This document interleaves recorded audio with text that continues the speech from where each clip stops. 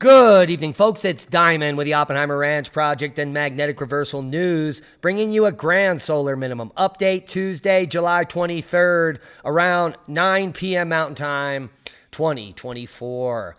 The plasma filament CME we're waiting for arrived this afternoon in weak fashion, pushing plasma speed just up to under 350 kilometers per second. That means bad news for Aurora watchers.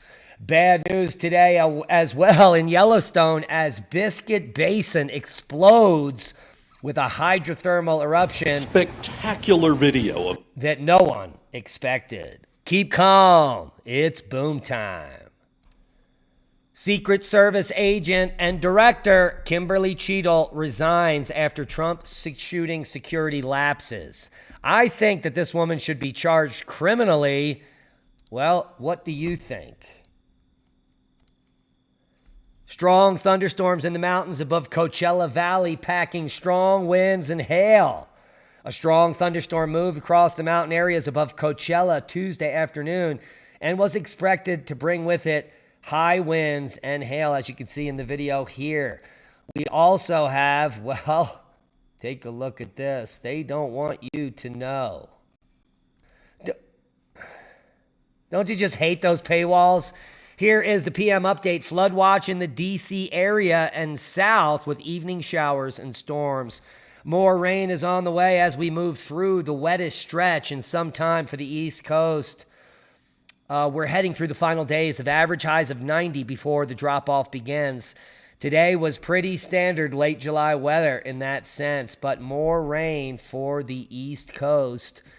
And hazardous heat across the western U.S. Heavy rain and flooding in the southwest and western Gulf Coast as well. Dangerous heat will persist over portions of interior California, the Great Basin, and the northern Rockies through Thursday. Heat will gradually spread into the northern plains today, across the western Gulf Coast, and heavy to excessive rainfall will persist through midweek. Additionally, the southwest monsoon will continue to bring flash flooding threat to the Four Corners region this week, and that's good news for us and many others. Here is a look at that GFS model as we move it through, and you can see this persistent pattern of moisture on the East Coast, as well as out here in the monsoon explosions, day after day after day. Hey. Let's take a quick look at the total accumulated precipitation. We'll get a better idea to see where the flood threats are. Definitely on the Gulf Coast here in just the next few days, especially the Gulf Coast of Texas, the nexus of the Schmexus, you can see there. And, well, it's going to be a wet one east of the Mississippi. Now, let's talk about the hydrothermal explosion at Yellowstone earlier today. A steam explosion that rocked Biscuit Basin is not uncommon, is not the kickoff of Armageddon, as many very low IQ people are claiming on the internet. If they have just done a cursory research on hydrothermal explosions in Yellowstone, they would find that this is a pretty normal occurrence happening almost every few years. Biscuit Basin is not uncommon for these strange explosions. So let's take a look at this short report, shall we? Spectacular video of the explosion was posted to social media sites less than an hour after it happened. Run! The chief scientist for the Yellowstone Volcano Observatory says today's event might be spectacular, but it's not unheard of. And this kind of thing probably happens once or twice per year somewhere in Yellowstone, just often in the backcountry, and so it escapes notice. A similar event happened in the Norris Geyser Basin on April 15th of this year and in 2009 at this same location. It happens when water trapped underground comes in contact with hot rocks and suddenly flashes to steam. These hydrothermal explosions can occur almost without any kind of warning whatsoever. This is sort of makes them notoriously difficult to forecast and monitor. There may have been some slight change in behavior of the pool before this explosion occurred, but it might have just been seconds, if that. There are no reports of any injuries from the event, but the potential was there.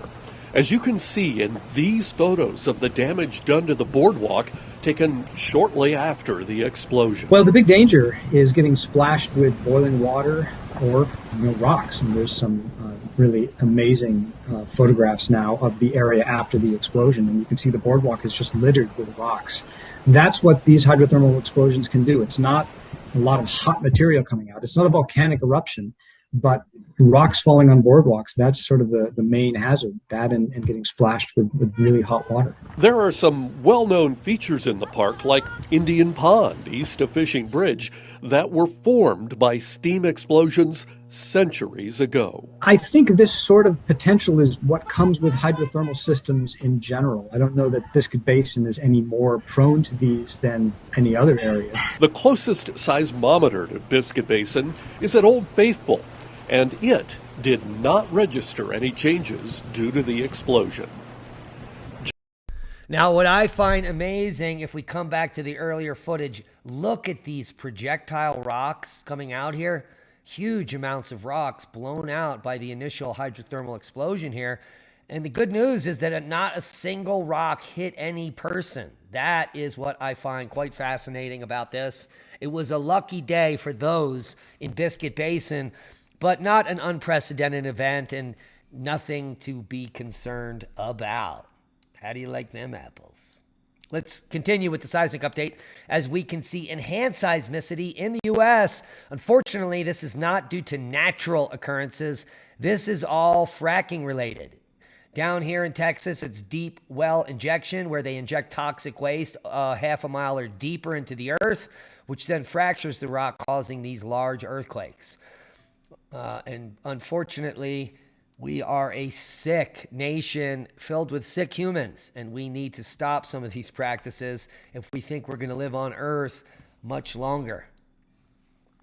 The alert level has been raised at Hawaii's Kilauea volcano due to rapidly evolving situation. Scientists say that activity at the volcano may remain below ground, but an eruption at Kilauea's Upper East Rift Zone within Hawaii Volcano National Park is one potential outcome. So stick with the channel and stay tuned for more updates as the most active volcano on the planet is heating up.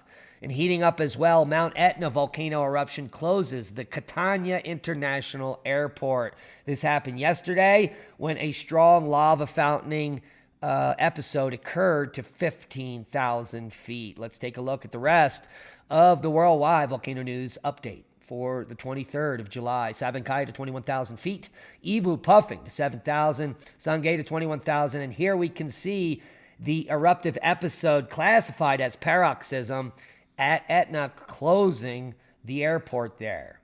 Now, analysis from data from 2 recent gas flights over White Island has confirmed deformation from satellite. Here is the area of impact craters, asphalt, blah, blah, blah. So the crater vent enlarged following mild eruptivity at White Island. Good news, there are no humans visiting the site, so their flesh is all safe. Take a look at Liwatolo volcano in Indonesia. Effusive eruption has stopped or paused. And here we can see Kilauea, the elevated seismic activity and ground deformation. Take a look at that clustering here just at the beginning of the 23rd of July. I won't lie, it looks like an eruption is imminent. Etna puffing to 15,000 foot. Liwatobi puffing today. Etna to 20,000. Holy macaroni. Semeru puffing as well. Fuego. Liwatobi, ground seismic activity. Bezamiani on the list. 15,000 foot puff. Sabancay to 20. Ibu to 7,000 feet. Sangay to 20,000. And here we can see the 4th paroxysm for the Virgin crater. This is the plume that shut down the airport. And we can see this is the most recent report coming from Kilauea. That seismicity from this morning has continued until now as I bloviate, and the alert level raised to orange as earthquakes re-intensifying tonight. So activity has subsided. Alert level has returned to yellow. Oh my God, they're like the Democrat Party, right? They're bobbing and weaving here. Etna's fourth paroxysm. Sabancaya to 23,000. Semaru puffing today. Liwa Toby. More seismic activity. Besmiani to 15. Wrapping up worldwide volcano news for the 23rd. And that moves us over to space weather, where we can see a long duration low-level M flare earlier today. I believe that was from the active region coming in from the limb here, so none of that activity will be Earth-facing. But we were expecting a plasma filament to arrive, and arrive indeed in quite a weak way. Yeah. The faint halo CME observed on Sunday has passed the ACE spacecraft and should reach our planet within an hour or so. It's already here. It's been here for hours of powers, and there is no change in the speed or density over the last 6, now 10 hours. So no geomagnetic storm coming. All is quiet as we are hovering just above KP2. Who knew? Now you do. Have you seen what happened in New Hampshire earlier yesterday? These men were thrown into the sea off Ordeon Point in Rye, New Hampshire, after a humpback whale slammed into their tiny fishing vessel. Lucky for them, 2 teenagers were there to swiftly rescue them. And before we show you the footage, these are the teens that are filming the occurrence. The captain is literally shot out of the ship here. Wait until you see this footage. It is insane. Boom! There he goes. See that guy? Just get out there. Let's bring that back.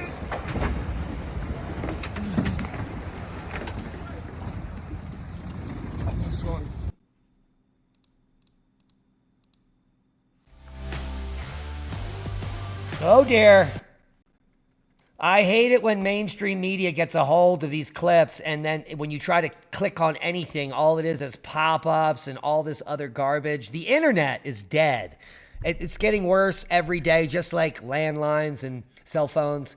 Nothing but garbage. But let's take a look at this on X, which is not garbage, which allows you to loop all of your content continuously without any pop-up ads. Thank you, Elon.